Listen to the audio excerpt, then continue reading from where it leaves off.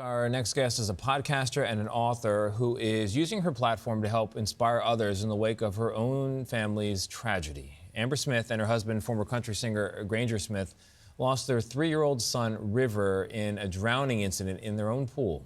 Just over a year later, the couple suffered a miscarriage after undergoing IVF treatment. Despite these life-changing hardships, Smith says she and her family have come out the other side as survivors, and she opens up about all this in a new book. It is called, fittingly enough, The Girl on the Bathroom Floor, and Amber Smith joins us now.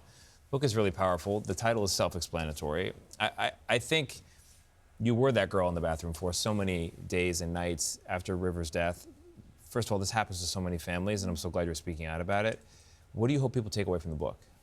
I hope people take away that really awful things happen in this world, that they are never alone, and that even when your worst moment happens and you might feel like that is the end of your story, that you'll never find joy again, that there is hope and light, and sometimes that bathroom floor moment can lead way to something incredibly beautiful that you never, ever expected.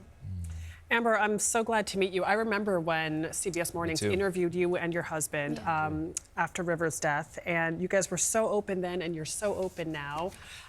What is the process like for you to share so much of your story? Because sometimes the criticisms can be so hurtful. Why do you continue to want to share?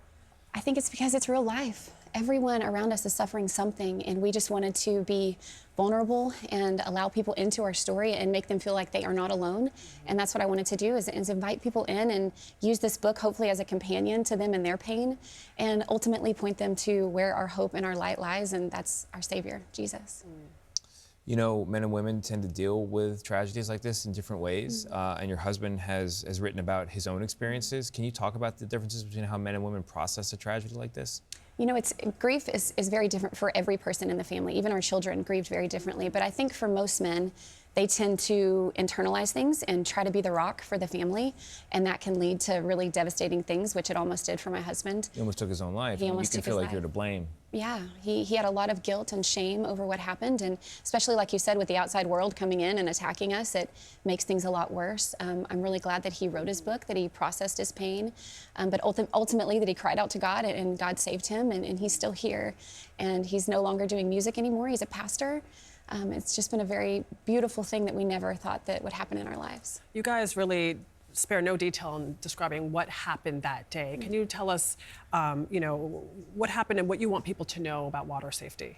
Yeah, so we didn't know that drowning was the leading cause of unintentional death for children 1 to 4, that we had the #1 killer in our own backyard, that we thought we were doing everything right. We put up an iron fence with a lock. We had them in swim lessons scheduled for the next week. We put them in floaties, and we just didn't realize that it happens so fast. It's silent. It happens most often when children are not supposed to be near the water. I mean, River was in his PJs ready to go to bed, that we should not use floaties.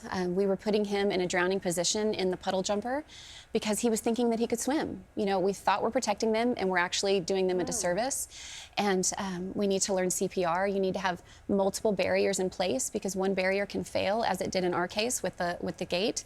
And that children can learn to roll over and find the air if you put them in ISR swim rescue classes. And that's what we did with our son Maverick. And now he can swim across the pool, and he has the skills he needs. I've heard of ISR swim lessons. It's really fascinating. It's like you do a lot of short swim lessons and they learn just to survive and swim on their back. Yeah.